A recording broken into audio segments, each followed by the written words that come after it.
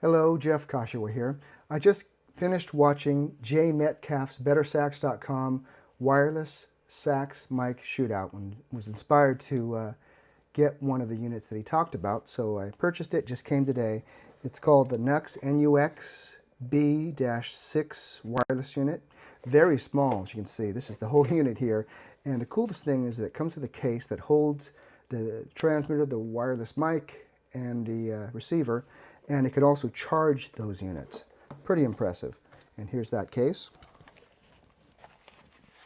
And the units go inside here, the mic, the transmitter, the receiver.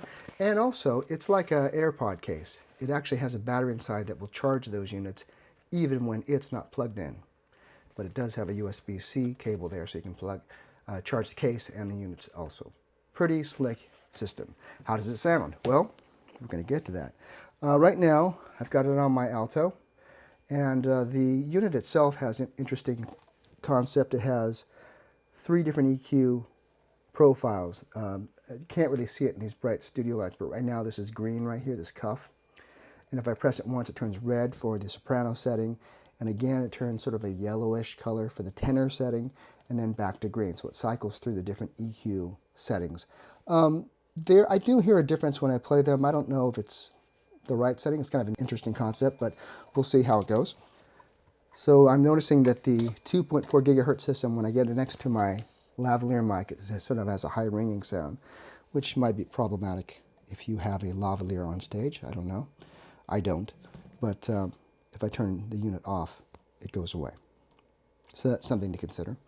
But the first thing I noticed was there's a bit of key noise, not a ton, a bit. Let me turn on just the mic and you can hear it.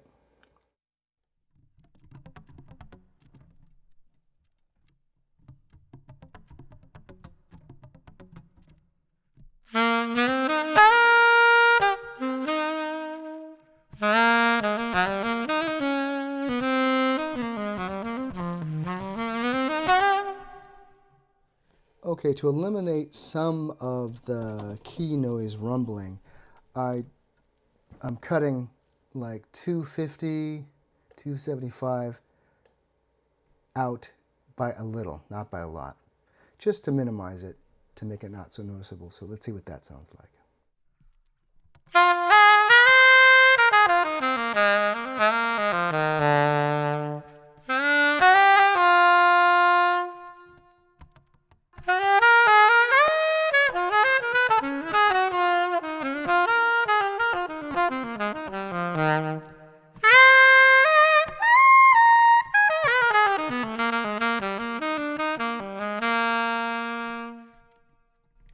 Changing EQ settings just so you can hear the difference.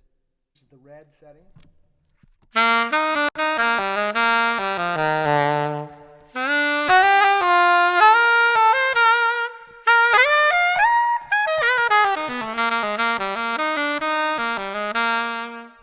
Here's the yellow.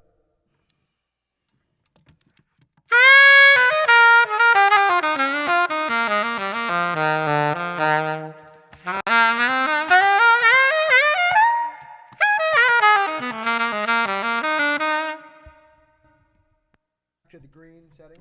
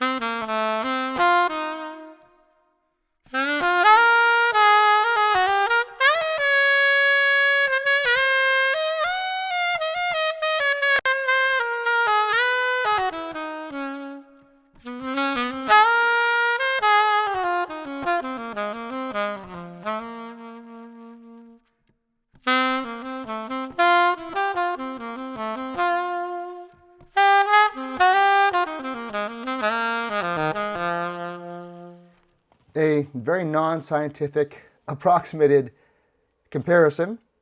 I was trying to get the levels just right.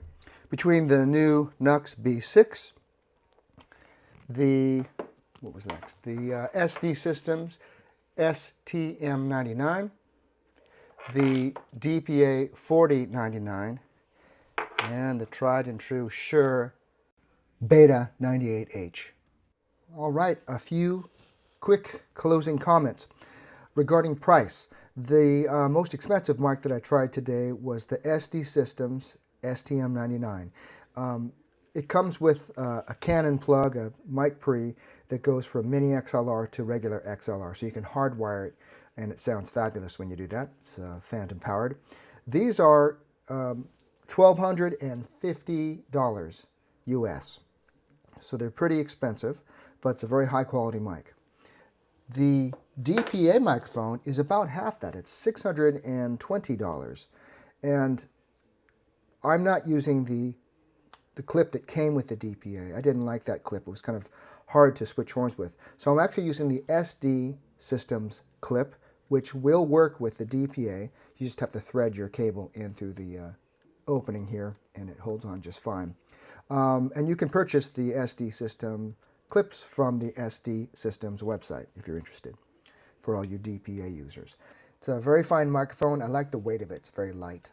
One hidden cost is if you want to buy the adapter, this little tiny mini XLR adapter that will go from the mic into the Shure wireless unit. This little adapter is $100, so that's another cost you have to consider. And also the DPA does come with an XLR regular sized adapter, so you can hardwire it as well, just like the SD Systems. And the Shure Beta 98, you can get a new one at anywhere actually for like $219. So big difference in prices there. And finally, the unit that we're talking about today, which was the Nux B6. While the mic, I think, sounds pretty darn good, the mounting is very clever, which I love. However, the way it's mounted, it's hugging that bell pretty hard, and that's what's picking up the key noise. It's kind of cool the way it mounts, but it's also responsible for a lot of key noise. So maybe you could pad it in there. You squeeze these two sides and it brings the clip up. So maybe you could put extra padding in there to minimize the key noise. I've got a K&M stand. This model works beautifully. I don't even have to take off the transmitter. It fits perfectly. So a lot of, pros and cons with every setup. So I'll leave the decision making to you. I just wanted to compare a couple different models for you. And finally, regarding the wireless unit I was using, I have the Shure ULX D4, and the receiver is $1,127, kind of expensive, but it really is a bulletproof system, very well built. And you have to buy the belt pack separately. Of course you do. This is the ULX D1 wireless body pack, and it's for $567. I will say that after you buy it, you can kind of just relax on stage and you know it will work. It has never failed me, not once. So I've been very happy with this system.